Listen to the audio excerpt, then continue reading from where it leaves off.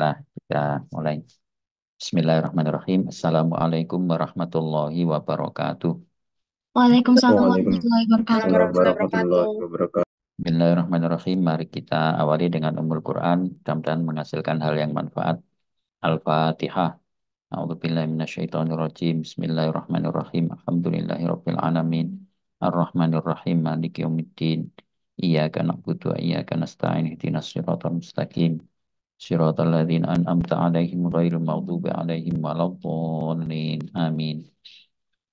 Bismillahirrahmanirrahim. Topik untuk fisiologi sistem saraf yang kedua ya, khususnya saraf perifer, maka disebut peripheral nervous system. Kalau NS1 kemarin tentang central nervous system, kita lebih banyak bicara pada fungsi-fungsi apa higher function ya. Nah, sekarang ini lebih pada uh, sensory system. Jadi sistem sensorik yang diperankan oleh banyak saraf-saraf perifer, jadi baik kranial maupun saraf-saraf spinal nanti ya. Dan di dalam Al-Quran ternyata sangat banyak disebut-sebut tentang sistem neurologik itu. Kita awali dari yang paling umum dulu. Jadi Quran di sangat banyak ayat itu juga menyebut tentang sistem saraf ini. Jadi secara fungsional ada dua macam, sensorik maupun motorik. Ya. Meskipun ada juga yang otonom ya.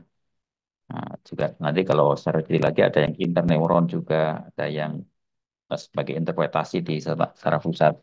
Tapi secara umum fungsi utamanya dua ini. Jadi untuk sensor, untuk menerima sinyal atau informasi, dan untuk merespon atau untuk menjadi tanggapan berupa saraf motorik. Nah, beberapa sistem sistem sensor itu kemudian oleh Allah juga dilengkapi dengan organ, namanya organ indera ya, hidung, mata, telinga, lidah, kulit. Ini yang merupakan lokasi-lokasi dari saraf-saraf sensor tersebut berada. Jadi tadi misalnya saraf nomor satu olfaktori di hidung, nomor dua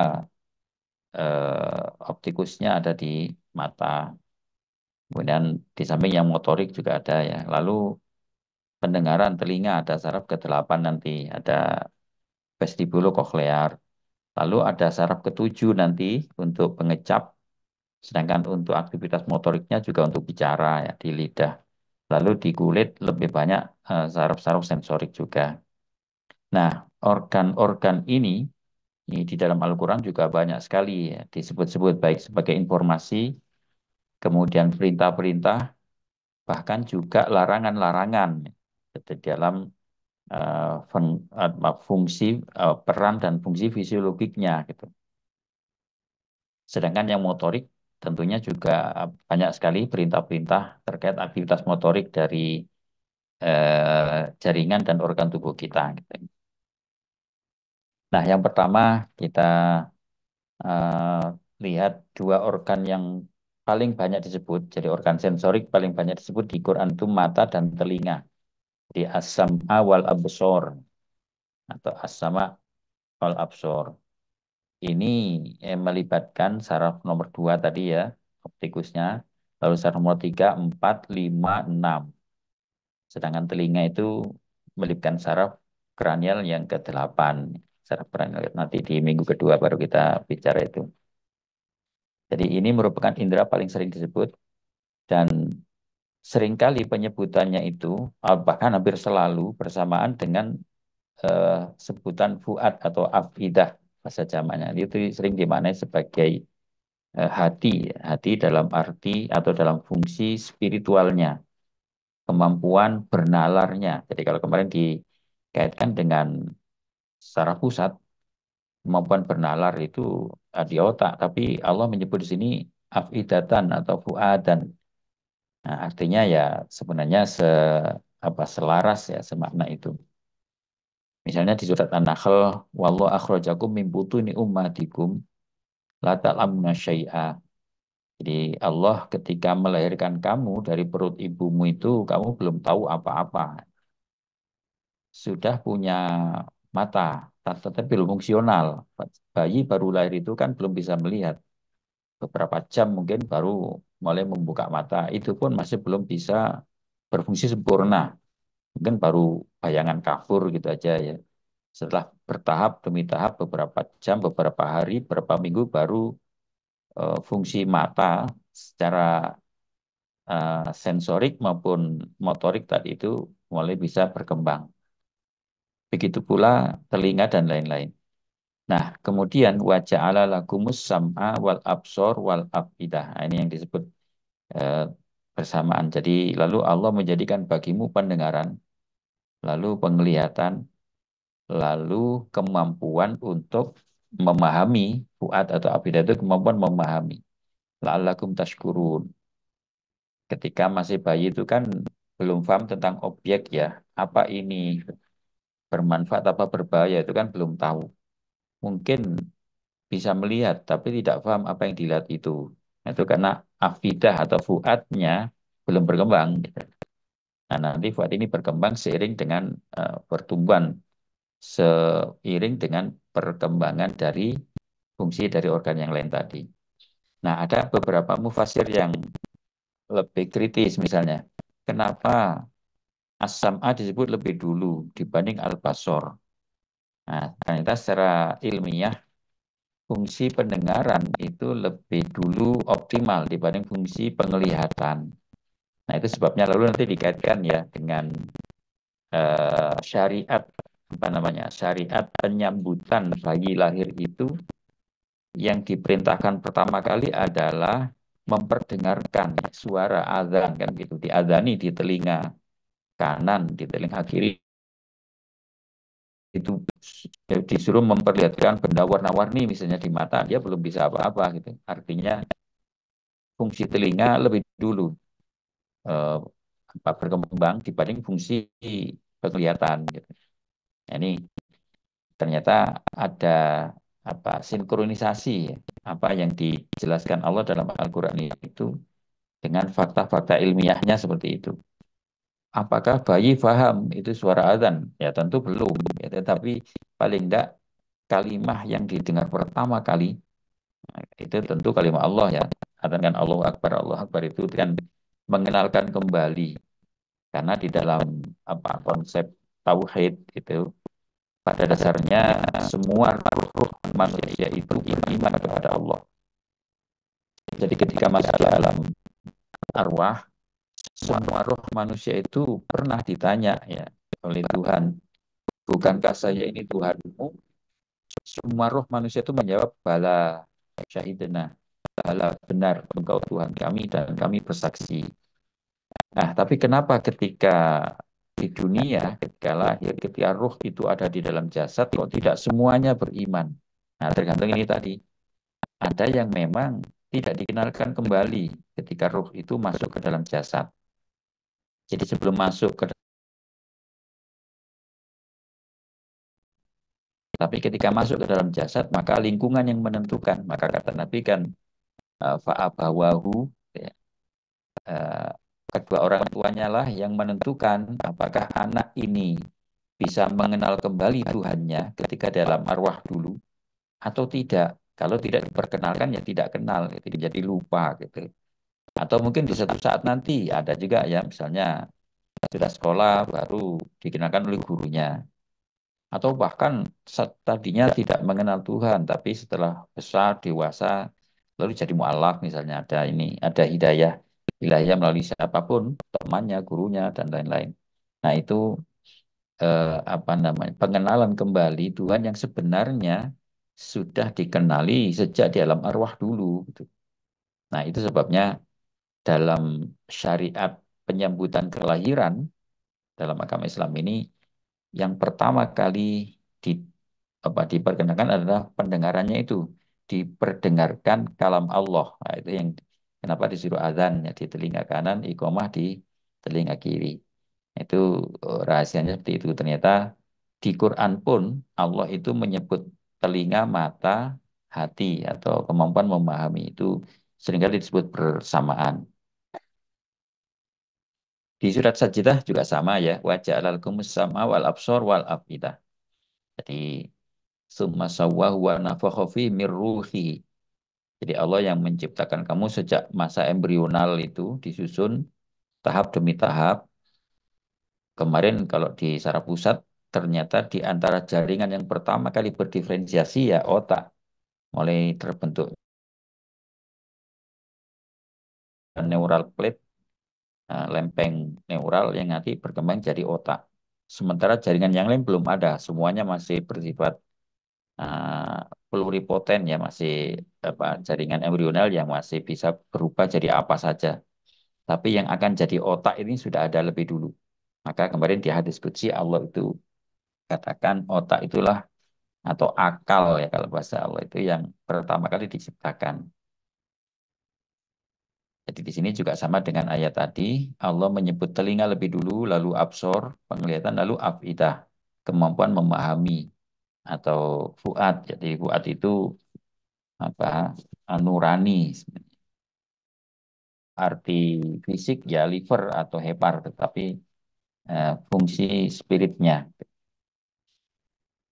Nah, penyebutan mata, telinga dan mata bersama dengan fuad ini juga banyak para mufasir kemudian seperti kemarin saya singgung sekilas ya, hendaknya pendayagunaan instrumen-instrumen sensorik ini selalu melibatkan nalar dan nurani tadi itu. Supaya beda antara manusia dengan hewan ya. Sebab kalau melihat mendengar, hewan juga melihat mendengar gitu. Tetapi yang disertai kemampuan bernalar, disertai dengan kemampuan memahami, itu hanya manusia. Kalau kemampuan memori, hewan juga punya memori gitu. Oh, kalau ini panas, ya, dia nanti ketika merasa panas lagi juga menghindar lagi. Tapi sebatas sebagai memori saja gitu, yang ada di otak juga. Tetapi kemampuan memahami itu hanya ada pada manusia. Nah, ini dimaksudkan agar pendayagunaan organ-organ sensorik oleh manusia ini mesti disertai ya dengan kemampuan memahami tadi. Maka di sini saya istilahkan sebagai sinyal ilahiyah gitu.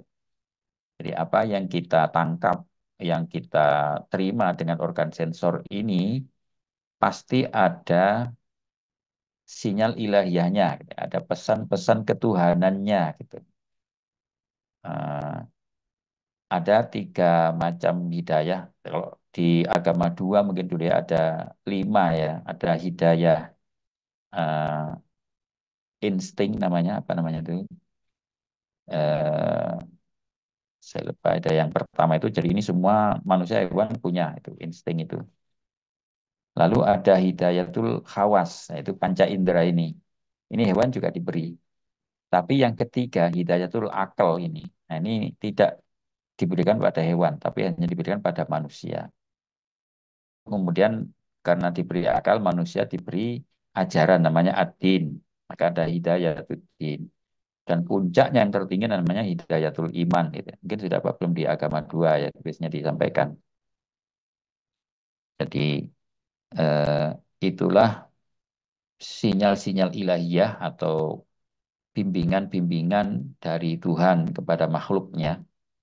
Maka manusia ini diberi hidayah atau bimbingan yang paling lengkap. Jadi ada 5 itu. Jadi hidayatul ilham namanya tadi ya yang sifatnya instinktif itu. Jadi ilham itu tidak usah dipikir, pokoknya ada ini mau ini, gitu. Ada ini direspon begini. Misalnya ya hewan itu kalau kaget ya lari itu aja. Itu hidayatul ilham. Atau ada yang menarik dulu, yaitu saya itu memberi contoh ya. Eh, Hewan itu ketika baru lahir itu instingnya dia mencari apa namanya, cari makan, cari sumber nutrisi. Nah, Allah sudah sediakan dari ASI, dari air susu induknya. Kalau manusia dari ASI ibunya gitu.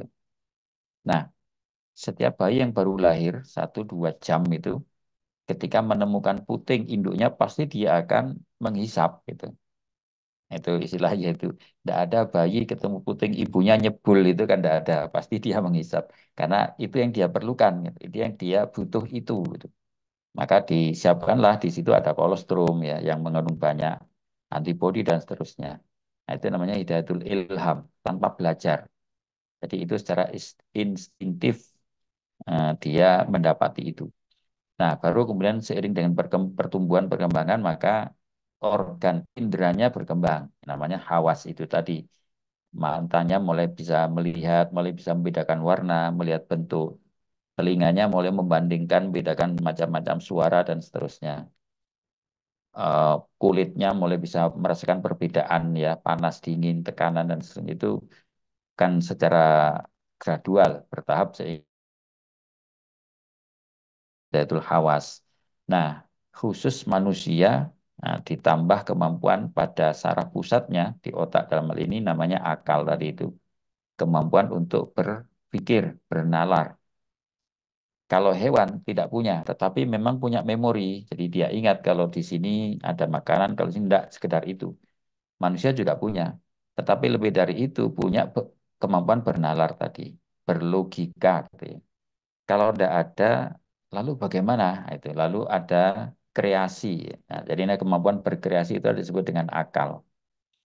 Kalau di sini tidak ada, berarti saya ambil dari sini bawa ke sini. Dan kalau saya mencari ini harus begini, lewat sini. Oh ini lebih mudah dan sebagainya. Itu banyak sekali itu yang disebut dengan akal.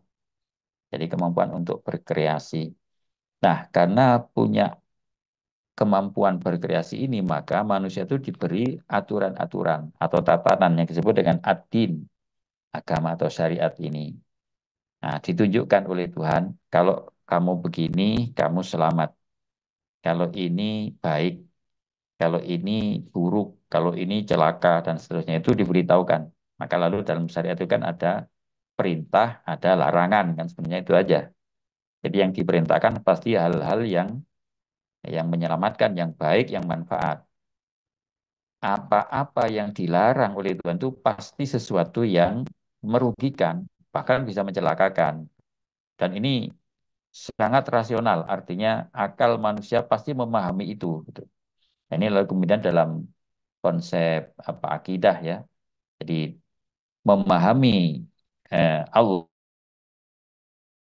cukup sebagai doktrin ya, tetapi harus dengan dalil akli namanya, bukan dalil nakli saja, tapi akal manusia yang sehat pasti membenarkan, jadi pasti sinkron dengan kebenaran ajaran itu. Nah, baru puncaknya kalau orang itu kemudian memahami dan mematuhi ajaran agama itu, dia akan memiliki iman. Nah, itu maka hidayah tertinggi dalam agama dua itu yang namanya hidayatul iman. Dia menjadi yakin, menjadi apa? Menjadi mantap keyakinannya akan berubah gitu. Karena kebenaran yang difahami itu kebenaran yang akliyah di samping yang faktual ya. Faktanya memang seperti itu. Jadi secara faktual dia merasakan dan memang itu masuk akal.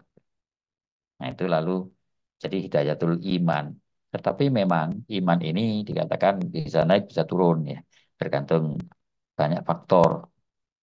Nah, itu makanya lalu harus dijaga kalau di agama ya. Oke, jadi itu tadi untuk mata dan telinga itu banyak sekali atau selalu dikaitkan dengan al-afidah atau fuad.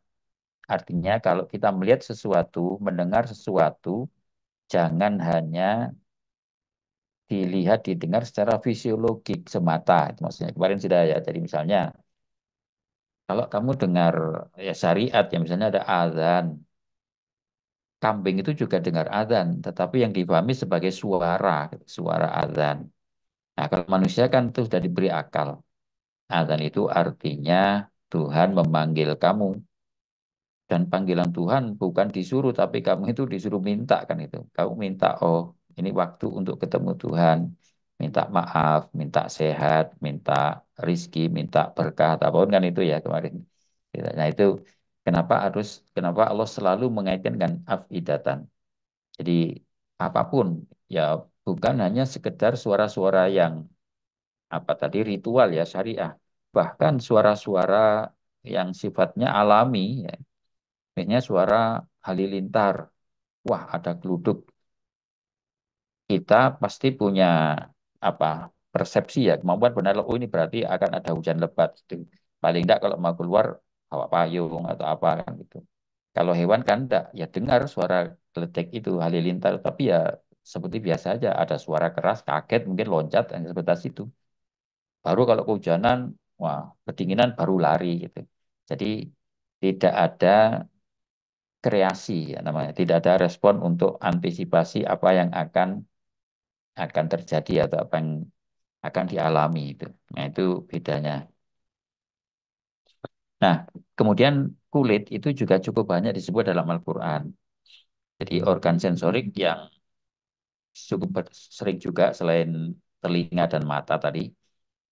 Nah, informasi ini dikenal sebagai informasi sensor peraba namanya. Ini juga ada sinyal-sinyal ilahiyah. Jadi ternyata apa yang dirasakan, misalnya dingin, panas, gitu ya, atau apapun itu. Nanti ada beberapa ayat yang kita bisa kutip. Dan juga ada ayat yang menjelaskan mempertanggungjawabkan fungsi dan peran dari kulit dan tentunya semua ya, nanti ada juga. Penyebutannya juga ada yang bersamaan dengan mata, telinga, dan hati. Nah, jadi ada al-julud atau jildun bahasa Arabnya ya kulit itu. Itu di Quran seringkali disebut dengan jamak juludun. Itu kulit-kulit manusia ini. Nanti misalnya beberapa ayat ini. Surat Az-Zumar ayat 23 ya. Allah nazzal ahsanal hadis kitabam mutasyabiham masani taksyairu minhu juludul ladzina yakhshawna rabbahum. Jadi julud ini kulit-kulit. Jadi dikatakan Allah itu telah menurunkan sebaik-baik perkataan ahsanal hadis, yaitu maksudnya kalam Quran ini ya.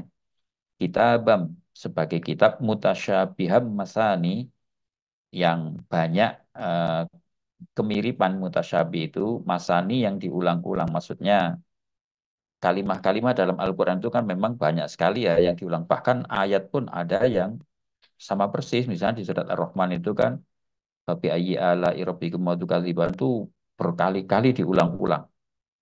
Bahkan ada yang tidak sama kalimatnya tapi sama maksudnya. Jadi misalnya tadi itu misalnya apa penglihatan disebut absor karena disebut taro awalam ya rauna apa kamu tidak melihat ya.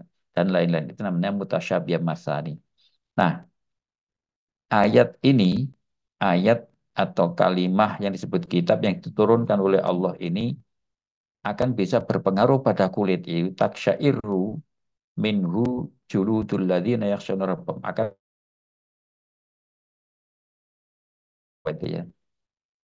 Isyarah itu kulit itu akan bisa apa bahasa kita merindingnya atau bergetar lah gitu ya. Apa juludul ladina yakhshawna rabbahum kulit orang-orang yang memang punya rasa takut pada Tuhannya. Jadi ketika mendengar ayat itu dibaca misalnya ayatul azab misalnya itu banyak orang itu yang kulitnya ini lalu merespon ya. Jadi misalnya merinding mungkin kita juga pernah ya. Kalau kalian misalnya apa mendengar bacaan Quran yang sangat bagus, mungkin kita tidak tahu maknanya, tetapi entah ada respon gitu ya, ada respon yang menyentuh gitu, apakah keluar air mata gitu atau yang paling ini disebut ya kulit gitu ya. Kok rasanya ini ya, rasanya gini gitu. Nah, memang begitu. Nah, bahwa kulit ini bisa menerima tadi sinyal-sinyal ilahiyah. Ada terusan summa talinu juludum. Nah, diulangi lagi di sini. Lalu kulit orang-orang yang takut kepada Tuhan itu menjadi lembut. Jadi talin itu menjadi lembut. Wakulubum tidak hanya kulit, juga hatinya. Nah ini tadi saya katakan Allah itu sebut julud dan kulub itu bersamaan. Nah artinya sensor yang ada di kulit kita ini tidak semata-mata organ sensor fisiologik gitu ya. Tapi ada juga tadi eh, peran spirit. Jadi talinu juludum wakulub ila dzikrillah. Lalu bisa menjadi mengingat kepada Allah melalui kulit yang tadi itu menerima sinyal ilahiyah tadi itu. Mungkin hanya karena suaranya yang tadi kita tangkap dengan saraf berapa? 8 ya di telinga kita. Atau melihat orang yang membaca bisa jadi oleh saraf optikus yang ada di mata kita tadi itu. Tapi kemudian ketika itu diolah di dalam kolbun, di dalam kolb ya kolbun dalam nurani, maka akan ada rasa tadi bergetar gitu ya. Ada rasa takut, ada rasa ini talin itu lembut menjadi tunduk, menjadi patuh dan seterusnya. Zalika hudallah yahdi bihi mayyasha. Nah, inilah sebenarnya mekanisme masuknya hidayah atau bimbingan kebenaran dari Tuhan. Yahdi bihi mayyasha yang memang ditunjukkan oleh Allah kepada orang yang memang dikehendaki gitu. Wa may yudlilillah fama lahu min had. Tetapi sebaliknya, orang yang memang disesatkan oleh Allah ya memang tidak akan dapat hidayah itu. Misalnya begini tadi saya sebut. Ada orang ketika mendengar bacaan Al-Quran itu sangat terharu, dia menangis kan ada ya. Atau membaca, kan seringkali ya kalau kita ini apa itu sholat di Masjid Mekah itu kan Imam Syekh Sudais saya yang lain itu sering kali kalau ayatul azab mereka apalagi memang orang Arab ya sangat sangat dekat dengan maknanya itu. Tapi nggak harus hanya orang Arab, siapapun kita yang di sini bahkan tidak ikut hanya lihat TV-nya saja itu ada loh yang juga terpengaruh gitu. Jadi itu yang disebut dengan hudallah yahdi bihi mayyasha. Jadi melalui apa tadi kulitnya ikut merinding gitu. Lalu kemudian apa terharu matanya ada rasa takut dan seterusnya itu yang dimaksud sinyal ilahiyah tadi itu. Jadi memang organ-organ sensor ini bagi manusia itu tidak hanya berperan sebagai fungsi-fungsi fisiologik semata, tetapi bahwa di sana ada sinyal ilahiyah. Itu yang seringkali saya ulang-ulang. Jadi orang seperti itu adalah atau menjadi indikator bahwa dia menerima sinyal ilahiyah itu. Ada di surat yang lain ya, tadi tidak saya kutip di slide ini, itu apa? Innamal mu'minun ladzina idza dzukirallah itu wajilat qulubuhum wa idza tuliyat alaihim ayatuhu zadatuhum imana gitu.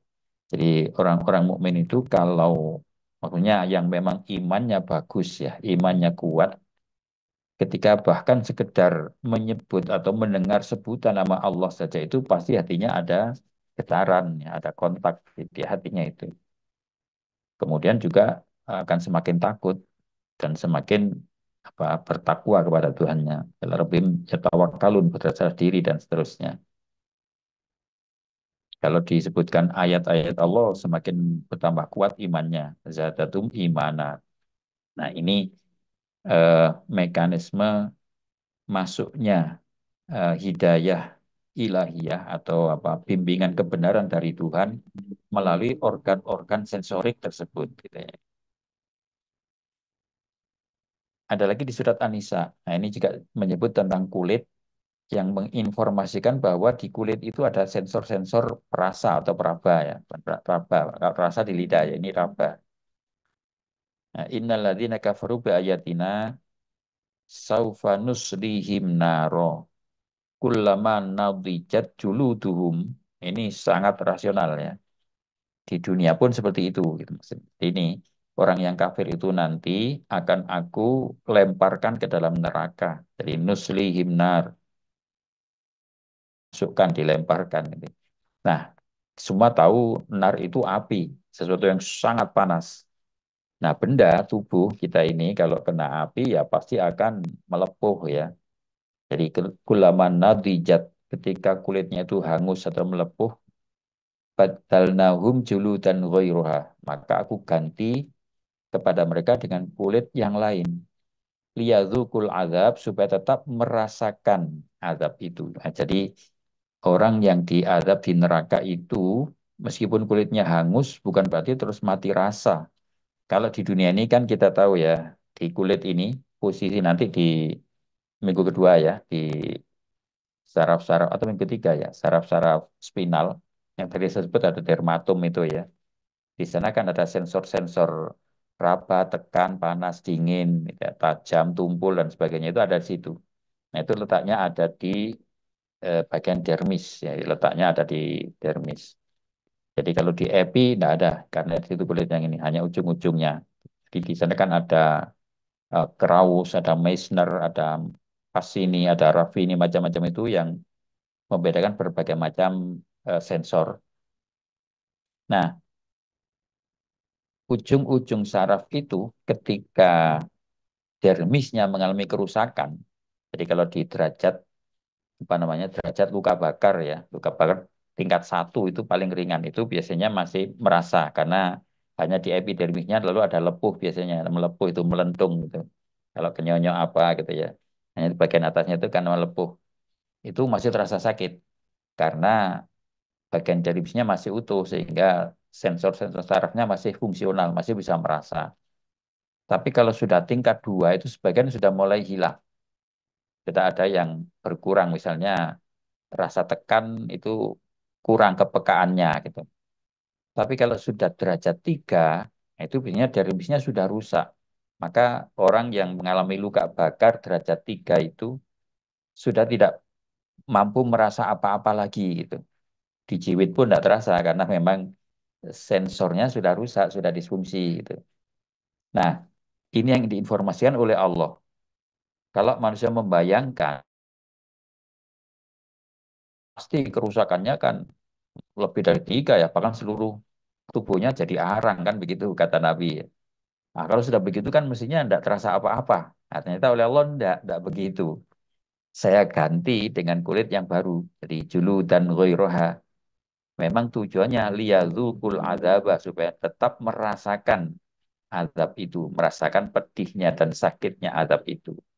Nah, ini informasi tentang neraka sebenarnya, tetapi bahwa sensor raba itu ada di kulit. Ini maksudnya ya. Ini kalau sudut pandang dokter tentunya ya. Jadi kenapa Allah harus perlu mengganti? Karena memang sensor apa hanya ada di situ. Kalau kulitnya nggak diganti sudah gosong ya kan selesai. Kan bukan azab lagi gitu ya. Nah, tujuannya memang supaya merasakan azab itu maka kulitnya selalu baru terus gitu. Selalu sensitif terhadap stimulasi-stimulasi. Nah, ayat ini dari sudut pandang apa ini dermatologi ya. Jadi menunjukkan bahwa sensor apa itu ada di kulit. Tadi ya kalian sebagian sudah misalnya untuk saraf kelima yang sensornya ada di yang cabang optalmik ada bagian depan, cabang maksilaris di pipi atas, cabang mandibula di pipi bawah itu kan itu sensor-sensornya di situ. Nanti kalau yang fasialis itu yang motoriknya ya. Juga banyak sekali cabangnya nanti. Nah, jadi eh, Allah juga informasikan adanya sensor-sensor raba pada kulit kita itu dan ketika nanti di azab kalau menurut logika ilmiah kalau orang dibakar sampai derajat 3 itu mestinya sudah tidak terasa lagi karena sudah rusak. Ternyata tidak. Oleh Tuhan diganti badalnahum juludan ghairaha. Saya ganti dengan kulit yang lain supaya tetap merasakan. Jadi ini apa ya ya ilmiah gitu ya tapi juga sekaligus ancaman ya peringatan dan Allah bisa waktu itu wong membuat manusia di dunia aja bisa apalagi di sana gitu. Nah kemudian berikutnya adalah lidah. Jadi tadi setelah telinga peranial berapa kalau mata tadi 2, 3, 4, 6 ya. Kemudian telinga saraf 8 lalu kulit itu saraf-saraf spinal yang banyak. Lalu lidah ini juga ada beberapa saraf ke-7, ke-9, dan ke-12. Jadi yang 7 ini yang sensoriknya, jadi untuk mengecap atau merasa di 2/3 bagian depan lidah itu saraf ke-7. Tapi di sepertiga belakang lidah itu saraf ke-9.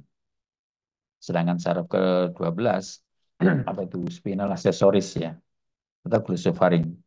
Itu untuk gerakan-gerakan otot lidahnya, untuk motoriknya. Di dalam Al-Quran juga cukup banyak disebut kata lisan atau alsinatan, itu dalam jamak atau tunggal. Lebih banyak pada fungsi motorik atau khususnya untuk bicara, gitu. Jadi penciptaan lisan bersama juga dengan mata, fungsinya sebagai sarana komunikasi karena dengan lidah inilah kita bisa berkata-kata, mengucapkan ya.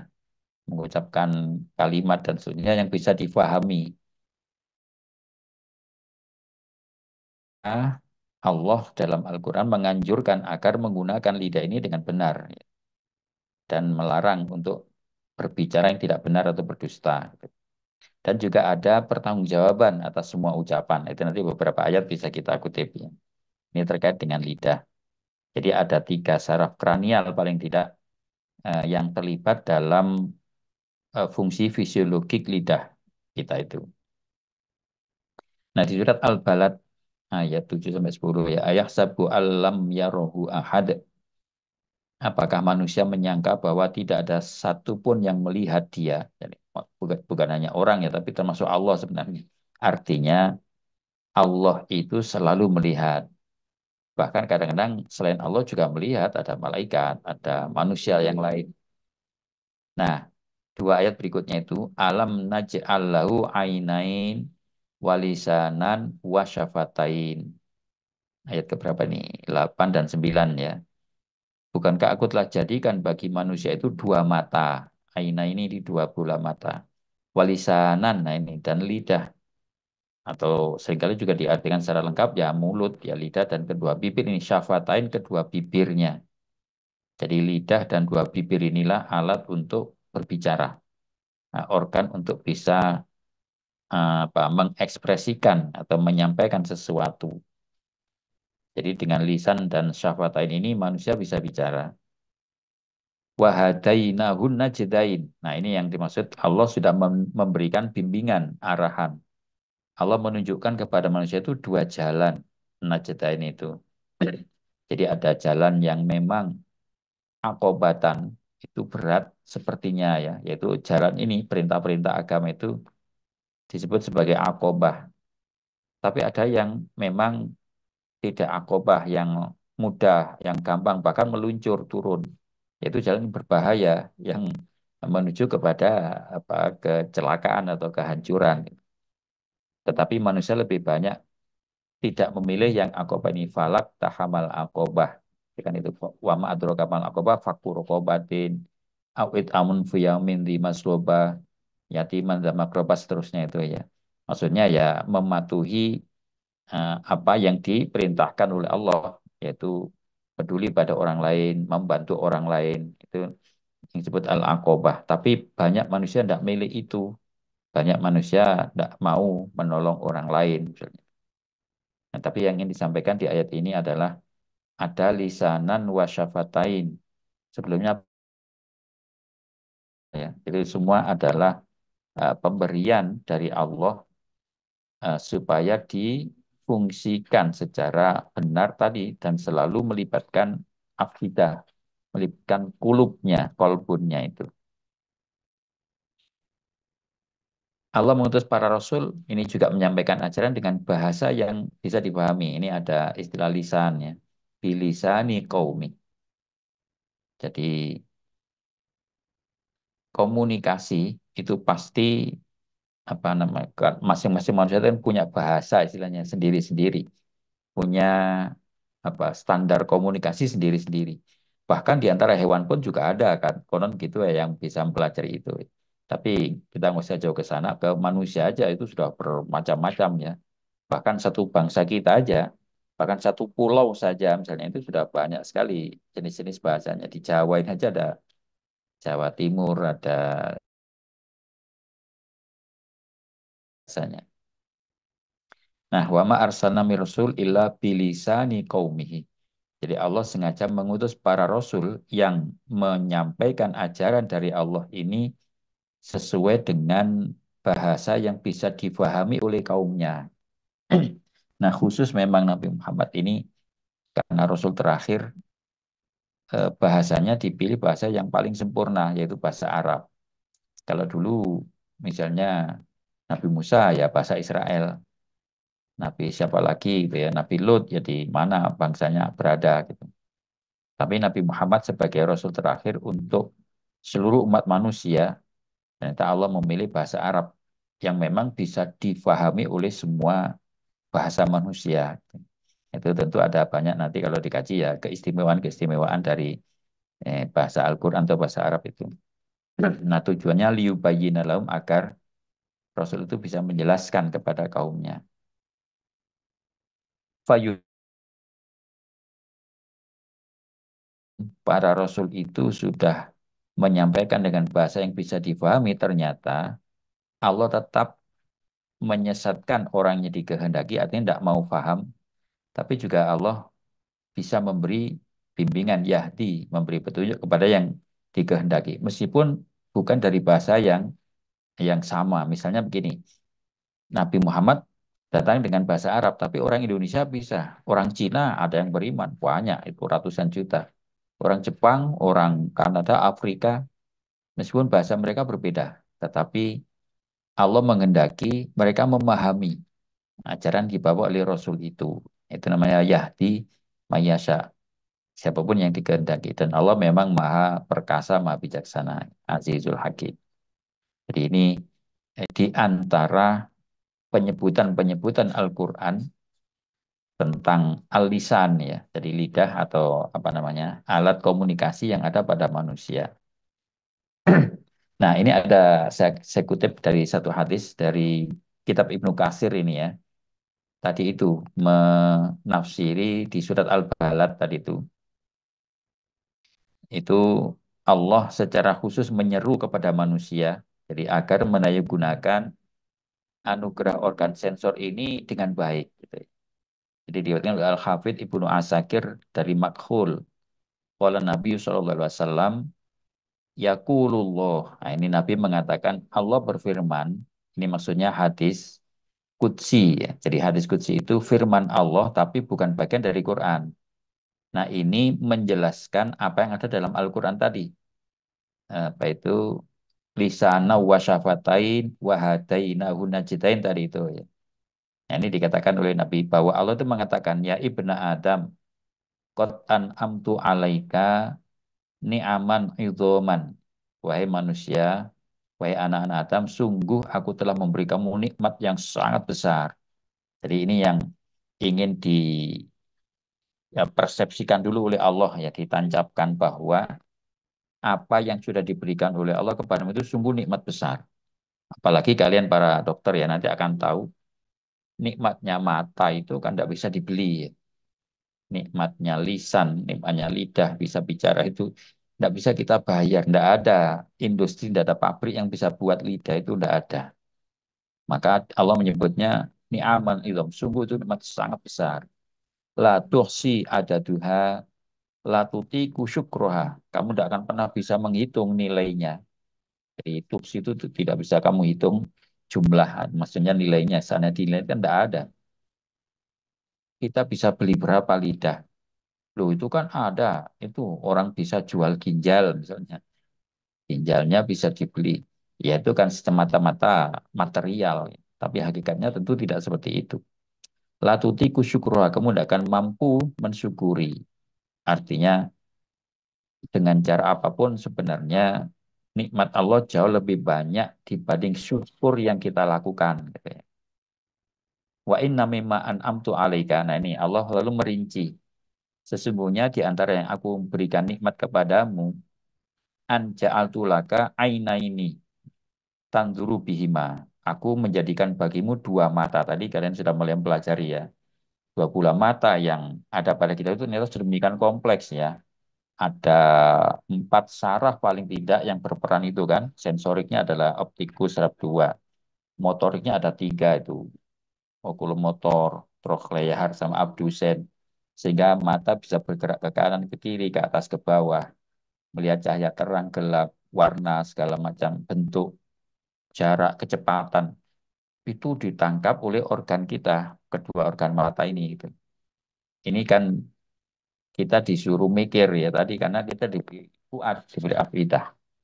Jadi apa yang kamu lihat itu, jadi tadi dengan sekedar memahami organnya saja, mestinya kita ini sudah sangat bersyukur ya.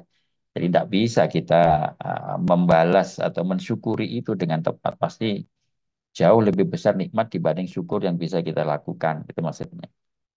Jadi dengan dua mata itu tanduru bihima. Dengan itu kamu melihat. Coba ketika orang diambil satu saja mata itu kan sudah sangat sulit hidupnya, apalagi dua-duanya. Jadi jangan kan diambil sekedar kabur saja, atau bahkan tidak hanya kabur, apa seperti saya ini sudah mulai apa namanya plus ya. Itu kalau tanpa kacamata sudah tidak jelas lagi itu. Nah, dengan kacamata baru, saya ini plus 1,5 kalau nggak salah ini. Hampir 2 lah, 1,75 gitu. Itu baru melihat. Kalau nggak pakai kacamata, kabur sudah. Nggak bisa apa-apa. Ada bola matanya, ada sarafnya. Tapi kenapa nggak bisa melihat? Nah, ini kan disuruh mikir. Jadi, dengan itu kamu bisa melihat. Wajah altu lahuma ghitaun. Nah, ini mata yang sangat apa yang sangat vital ini oleh Allah diberi tutup apa namanya palpebra ya, palpebra superior, palpebra inferior. Di histologi nanti ada apa itu histologi mata, nanti ada ya hari minggu depan ya, ada praktikumnya itu. Ada apa di sana? Di sana ada pelumasan, ada kelenjar mebum, di situ ada bulu mata, alis, ada idep dan sebagainya, itu kan untuk menjaga. Jadi ritok itu penutup. Ini diberitahukan oleh Tuhan. Kamu saya kasih, coba kalau kamu hanya saya kasih bola mata bisa melihat, tapi kalau enggak kasih kelopak itu, ketika ada debu masuk kan enggak bisa apa-apa kita. Nah, kita bisa berkedip, kita bisa memejamkan mata, dilengkapi dengan kelenjar air mata untuk penangkal berbagai kotoran dan seterusnya. Maka kata Allah, fandur bi ainaika ila ma ahlal tulaka. Maka lihatlah dengan kedua matamu itu apa yang aku pulihkan. Jangan melihat apa yang aku larang. Wa in ra'aita ma haramtu 'alaika fa'ud biku 'alaihi ma ahuma ini. Seandainya ini kalau diterapkan oleh Allah ya, mungkin kita semua sudah buta sejak dulu ya. Kalau kamu melihat dengan dua mata yang saya berikan gratis itu ya, cuma-cuma kan kita tidak beli ini kepada Tuhan. Jadi mata yang fungsional ini oleh Tuhan diberikan gratis pada kita sejak lahir ya dulu tadi ya. Seandainya kamu pakai untuk melihat yang saya larang, yang Allah tidak suka itu kan, utbiku alaihima, bisa aku tutup itu matamu itu. Ya katakanlah katarak gitu, sudah nggak bisa apa-apa kita. Apalagi buta atau apapun lah itu ya. Atau ya matanya nggak apa-apa sih, oh, apa saraf optikusnya diputus misalnya. Sudah nggak bisa apa-apa. Jadi kita menyebut biku gitu ahumma. Jadi itu contoh aja. Lalu ada lagi jatuh laka lisanan ini. Kedua mata juga saya beri kamu itu lidah. Wajalahu zilafan. Dan aku juga jadikan bagi lidah itu zilaf apa ya, perlengkapan ya atau kemampuan tadi. Fantuk bima umir tuka. Maka bicaralah. Jadi fantuk itu fi'il amar ya. Natoko itu mengucapkan. Apa-apa yang aku perintahkan. Ya berzikir, bersyukur, menyebut nama Allah, mengatakan hal yang baik. Itu yang diperintah. Wa ahlal tulaka. Dan aku halalkan. Fa'in arodu alaika ma haramtu alaika fa'aghlik alaika lisanak. Tetapi kalau kamu arot itu menuju, tertarik atau mengarah ya. Ma haramtu, apa yang aku larang, mengucapkan misalnya. Jadi kalau ini kan fungsi lidah itu berkata tadi, mengucap hal-hal yang Allah murka, misalnya bohong, ngerasani misalnya, mencela orang atau apapun lah gitu ya. Maka fa'aghliku alaika lisanak. Aku bisa saja mengunci mulutmu itu setiap saat ya. Dipakai apa? Ya mungkin lidahnya kaku, sakit gigi, sariawan apapun lah Allah bisa buat. Dan bahkan bisa kejang sama sekali yang nggak bisa apa-apa itu kan banyak. Jadi tentu ini contohnya ya, kedua mata, lidah. Ada lagi jaltu laka farjan ini. Kamu juga saya beri kemaluan, farjan itu kemaluan. Jaltu laka sitron, aku beri kamu penutup kemaluan itu sehingga tidak terlihat. Fasbi bi farjika ma ahlaltu laka, maka gunakan atau apa ya, ekspresikanlah hal itu pada hal yang kuhalalkan ya dengan menikah gitu, kalau untuk di ini. Fa'in aradu alaika ma haramtu alaik fa'ar fa'arihku alaika sitroka, atau fa'arih alaika sitroka. Tapi kalau kamu coba gunakan kemaluan itu untuk hal yang saya haramkan ya, makanya berzina misalnya. akan bisa aku bongkar itu penutupnya itu. Akan kamu kamu akan dilecehkan oleh banyak orang. Jadi kan umumnya begitu ya. Jadi pelaku-pelaku kejahatan susila itu kan seringkali itu tidak peduli. Mulai orang bodoh sampai orang alim, mulai rakyat paling rendah sampai sekelas presiden itu kalau sudah melakukan pelanggaran susila itu biasanya dibongkar oleh Allah. Akan dilecehkan oleh banyak orang. Seringkali dulu saya ceritakan. Sekali baru presiden Amerika namanya Bill Clinton kalau kalian menangi. Itu kan gara-gara Monica Lewinsky. Ada skandal skandal seksnya itu. Itu sedunia orang tahu semua. Itu namanya Arsi Alaikasi Troka. Aku bongkar penutup itu. Ya Ibn Adam, maka Allah menutup statementnya ini. Wahai anak Adam, innaka la tahmilu sukhti wala tutiku intiqomi. Sungguh kamu tidak akan mampu menanggung kemurkaan saya. Kamu tidak akan kuat menahan intiqom itu siksaan saya. Jadi kalau Allah sudah menimpakan azabnya, tidak bisa apa-apa kita. Saya beberapa hari ini, tadi kebetulan baru USG di Dokter Danti, tadi mohon maaf sampai telat ya. Ini. Ya, ternyata kemungkinan ada itu di terdiagnosis ada batu di pos renal ya, mungkin sudah di ureter, sehingga rasanya nyeri sekali. Kemarin di dokter ada dikasih hanya analgesik, tapi mungkin nanti akan ada rekomendasi lebih lanjut ya. Jadi itu sekedar satu sistem saja itu kita ternyata tidak bisa apa-apa sudah. Ya memang ada dokter, ada ini ya, tetapi ikhtiar-ikhtiar kita. Hakikatnya itulah nikmat-nikmat yang diberikan oleh Allah. Kedua mata yang bisa melihat, kedua telinga yang fungsional, lisan atau lidah, kulit yang tadi itu. Ini oleh Allah ternyata sudah banyak disebut-sebut dalam Al-Quran agar difungsikan sebagai yang sensor ya, sebagai penangkap sinyal-sinyal ilahiyah untuk mematuhi tadi hidayah, bimbingan dan ajaran-ajarannya maksudnya. Oh ini artinya tadi ya.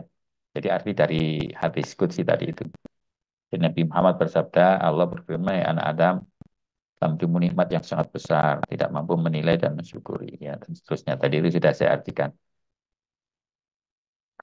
Nah, penggunaan anugerah Allah secara baik dan benar ini merupakan ungkapan syukur atau bukti syukur kepadanya. Jadi di dalam kitab Bughiyatul Mustarsyidin gitu ya. Jadi syukur itu orang itu menggunakan apa yang diberikan kepadanya sesuai dengan tujuan pemberinya. Nanti ada mungkin setelah ini. Sedangkan penggunaan secara tidak benar, secara salah, ini merupakan ingkar atau kufur atas anugerah itu. Makanya tadi, kamu itu disuruh melihat ini, tapi tidak kamu lakukan. Itu namanya tidak syukur. Kamu dilarang melihat ini, tapi malah kamu lihat, itu namanya kufur. Itu, kufur itu kan ingkar. Jadi ingkar nikmat. Nah kita ini mungkin masih setiap hari ya, kufur atas nikmat-nikmat Allah itu. Yang kita dengar, kadang-kadang hal-hal yang justru dilarang. Yang kita ucap, itu masih banyak hal yang dilarang oleh Allah. Masih bohong, masih mengumpat, masih ghibah dan sebagainya itu. Nah ini eh, satu satu renungan yang sangat mendasar sekali dari Allah. Ya ini pengertian syukur itu. Jadi ada tiga ya. Kemarin sekilas sudah saya singgung di ini satu central nervous system ya. Jadi ada syukur dengan hati, ada rasa senang, rasa ridho atau puas. Jadi tidak ada rasa mengeluh ya dalam hati. Lalu dengan lisan ya dengan mengucap. Nah, kita diberi lisan ini bisa mengucap ya, Alhamdulillah, terima kasih, Subhanallah, apapun lah itu. Ucapan-ucapan baik yang kita tujukan kepada Allah atas apa yang dianugerahkan ini. Jadi kalau kita misalnya Alhamdulillah ala kulli nikmatin, ala kulli halin, silahkan aja. Nah, yang terpenting dan yang paling tinggi adalah syukur itu dengan aktivitas atau bil af'al. Nah, ini menggunakan semua nikmat itu sesuai kehendak sang pemberi, yaitu untuk aktivitas yang diridhoi tadi. Apa yang boleh dilihat, apa yang tidak boleh. Kalau yang kita lihat semua yang dihalalkan itu namanya mensyukuri mata. Kalau yang kita dengar itu hal-hal yang diridhoi, itu namanya mensyukuri telinga. Kalau yang kita ucapkan itu kata-kata kalimat-kalimat yang diridhoi Allah, itu namanya mensyukuri lidah. Tadi itu Allah ngancam ya, coba kalau kamu pakai yang tidak saya suka, bisa saya ambil itu, gitu ya. Nah, jadi kenapa orang terganggu pendengaran, terganggu penglihatan, terganggu penciuman atau bahkan tadi ya, atau kulit dan sebagainya bisa jadi itu ya kan apa namanya sakit gitu ya. Itu bisa berupa balak, bisa berupa eh, apa namanya satu lagi ujian, bisa berupa hukuman, bisa berupa azab. Jadi atas satu kesalahan itu namanya hukuman. Nah, agar dapat memahami hidayah atau sinyal ilahiyah sehingga mendapatkan semua organ secara baik, maka Allah itu memberi kemampuan bernalar. Nah, ini. Jadi, kenapa tadi Allah itu selalu menyebut as-sam'a wal absara wal afida ya. Mata, telinga atau telinga dulu, mata dan hati. Bahkan tadi kulit pun juga summa talinu juluduhum wa kulubuhum. Kulit dan hatinya itu lalu menjadi lembut, menjadi tunduk untuk takut, untuk taat kepada Tuhan. Jadi tentu juga termasuk lidah ya. Nanti ada mungkin di belakang itu. Jadi pendaya gunaan semua organ dan jaringan sensorik maupun motorik itu semestinya melibatkan akal dan hati nurani, tidak hanya fungsi fisiologik semata. Ini kemarin juga sudah kita singgung ya.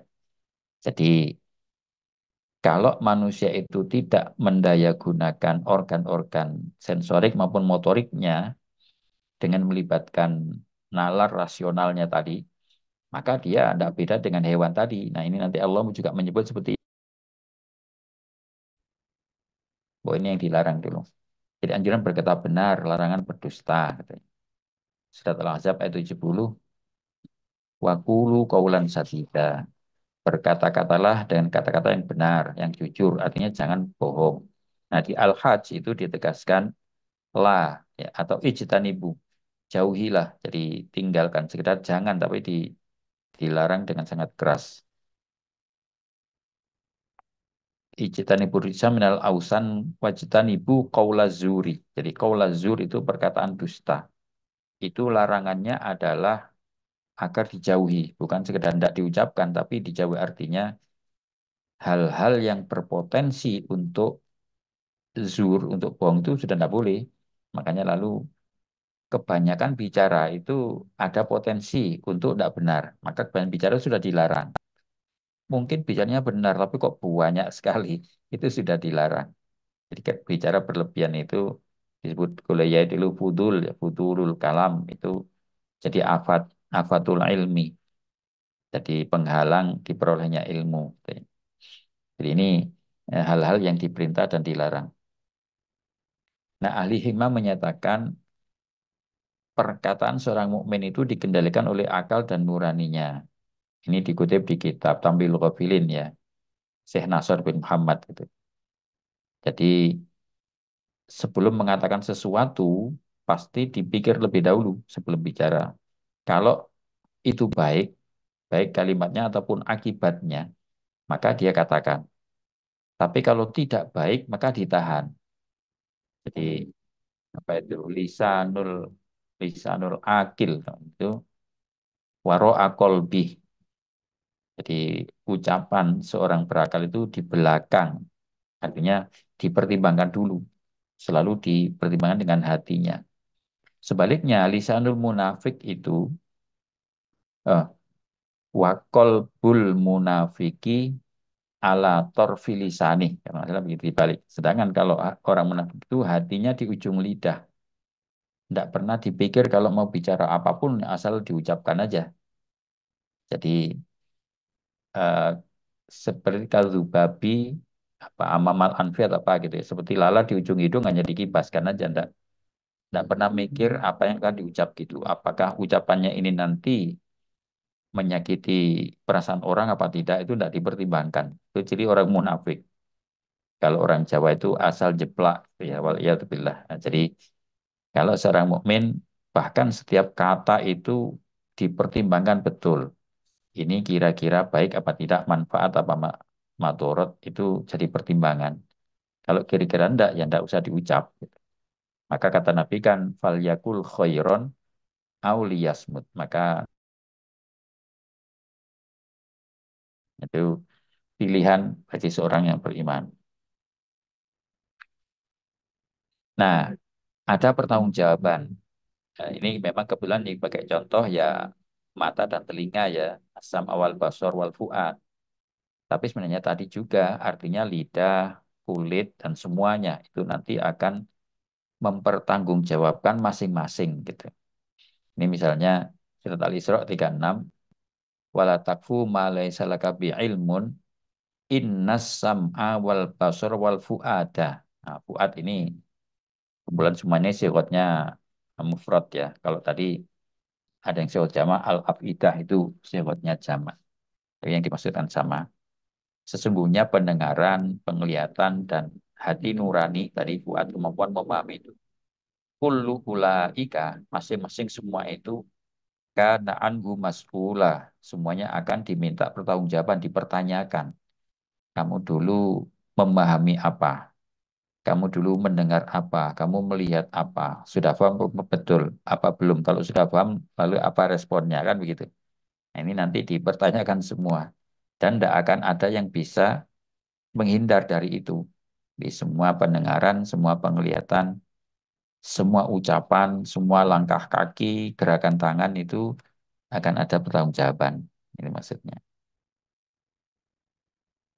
Nah, kemudian mata telinga juga diperintah agar digunakan secara benar ya, tidak menjadi instrumen untuk mengikuti hidayah ilahiyah. Nah, kalau tadi yang saya katakan manusia itu hanya memfungsikan organ-organ sensorik atau motoriknya ini secara fisiologis saja, maka Allah itu menyebutnya sama seperti an'am ini ya.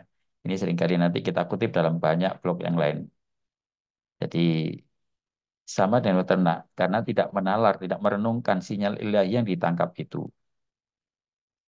Al-A'raf ayat 179. Walaqad dzara'na li jahannama katsiran minal jinni wal insi.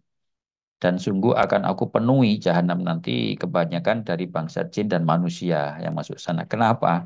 Lahum kulubun layak kau nabiana ini. Kulub didahulukan. Mereka itu punya kemampuan untuk memahami, punya nalar, punya akal ya. Tapi layak kau mereka tidak mau memahami dengan itu.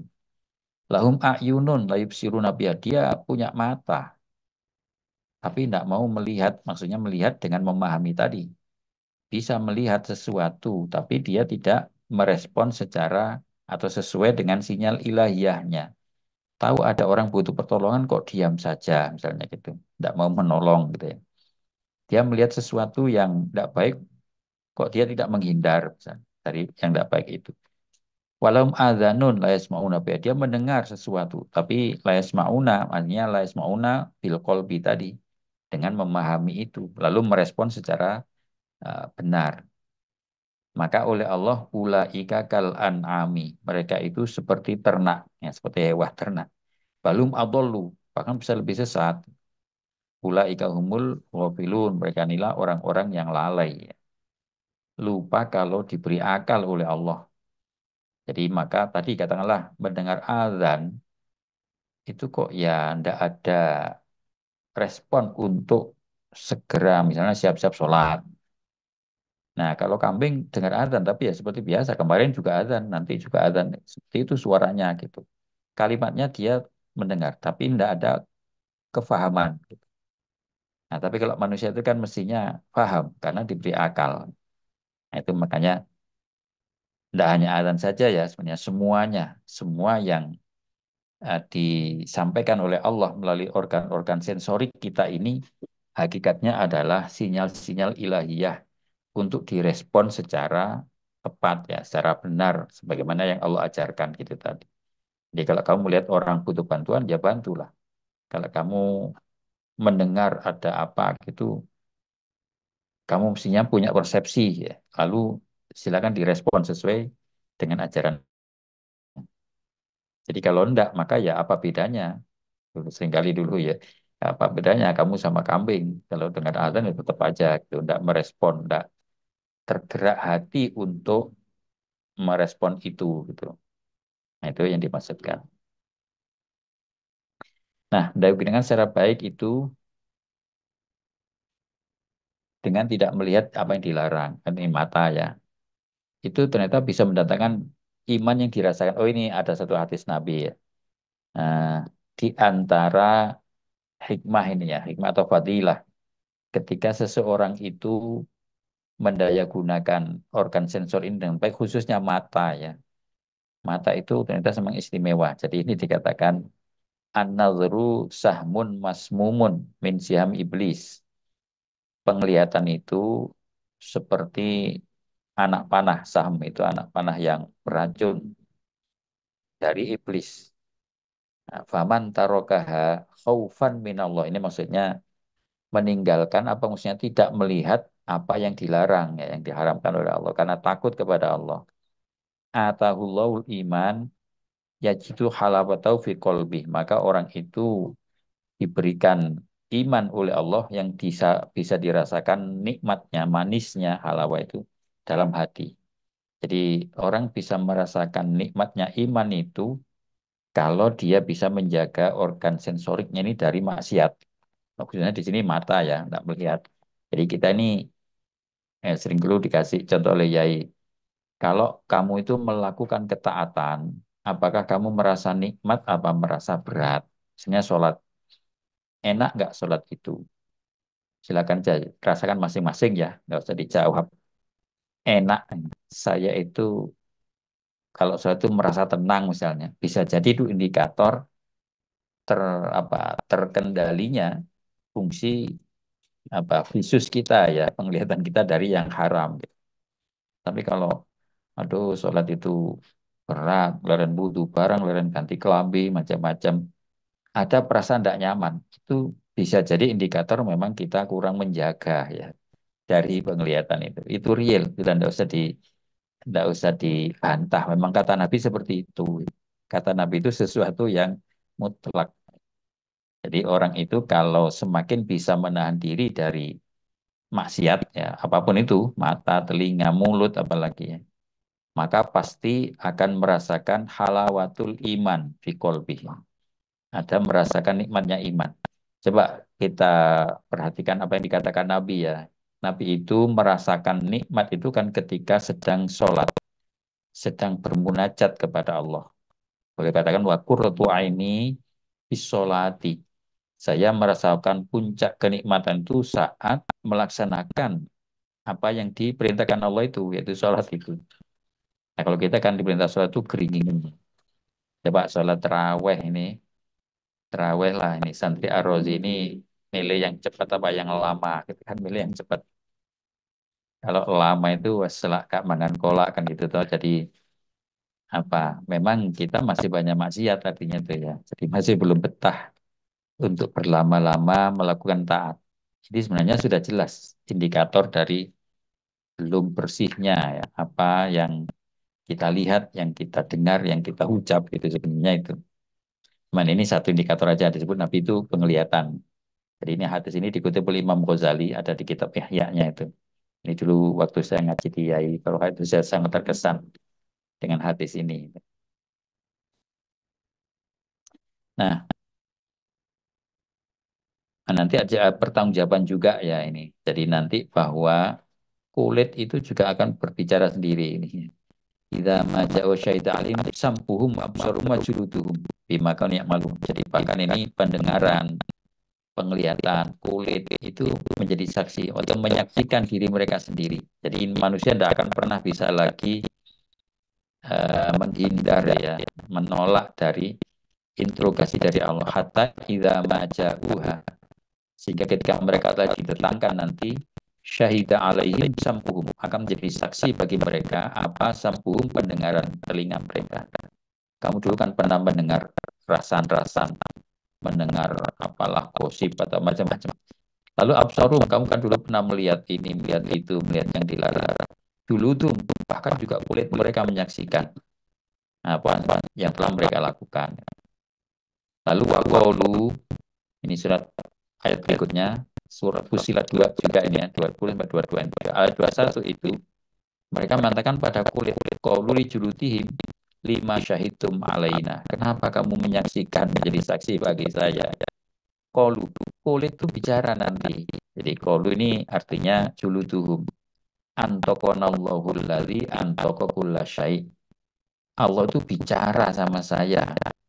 Dan Allah bisa bicara dengan segala sesuatu, dengan masing-masing sel kulit, dengan masing-masing apa ini, bahkan mungkin molekul. Allah bisa bicara, dia yang menciptakan.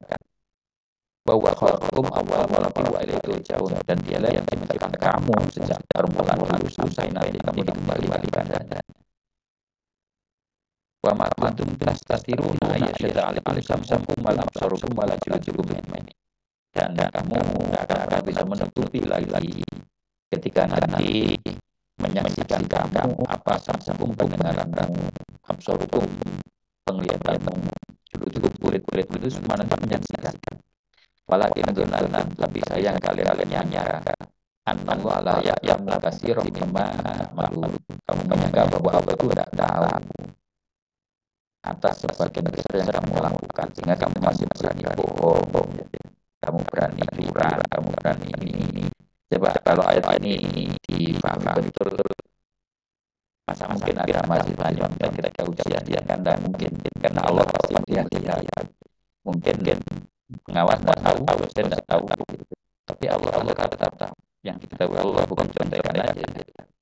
Bahkan tiap jenis tiap sel yang ada di tangan itu nanti kan bicara dia. Dulu saya pakai yang ini, matanya ternyata dia, dulu saya buka. Ini mata tulisannya CCTV, tapi bukan CCTV lain yang ada informasi.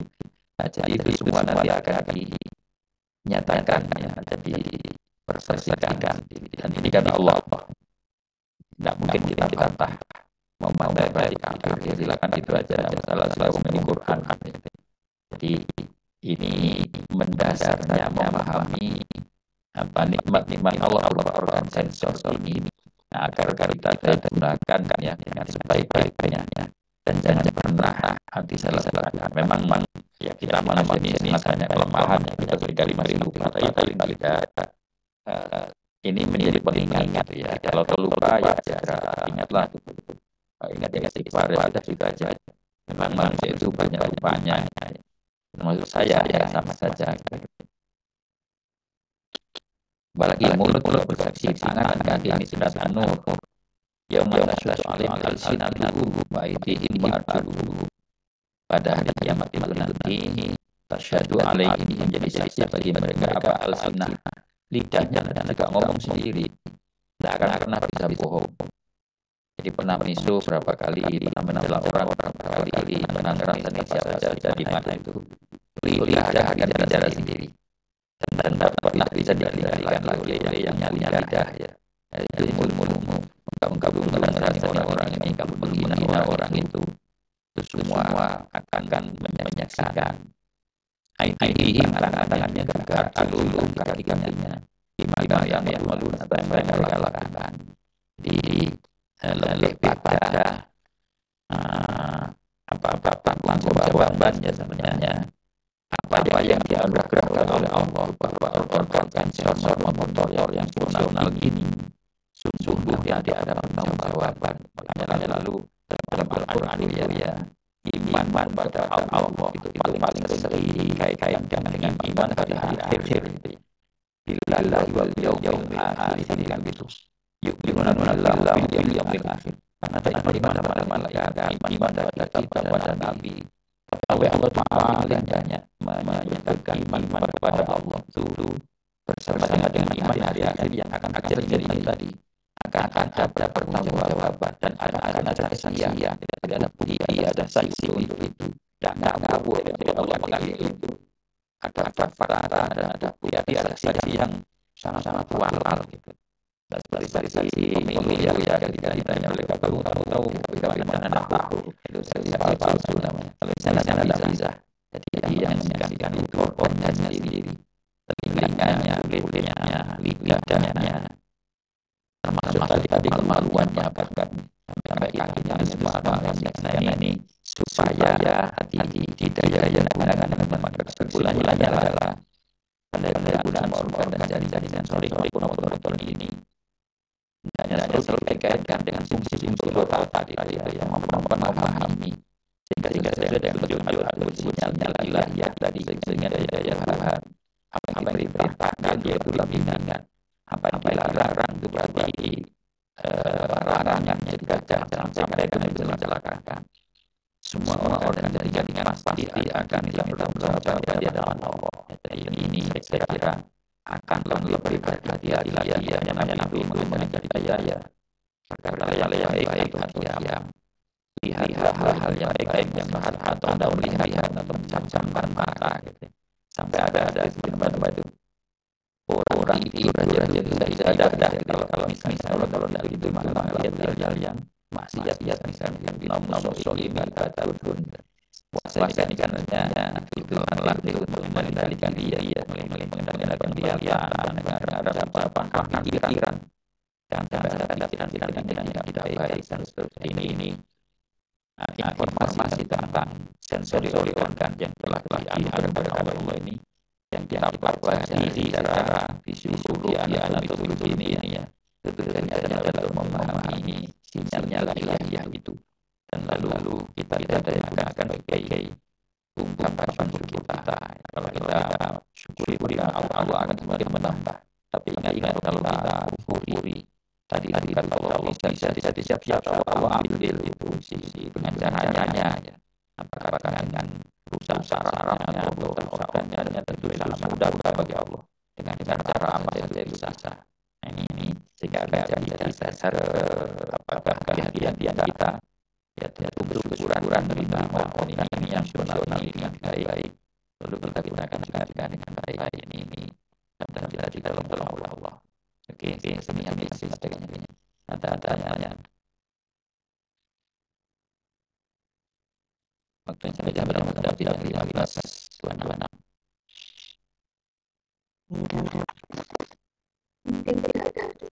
Oke, kalau kita akhiri dengan gerak-gerak list.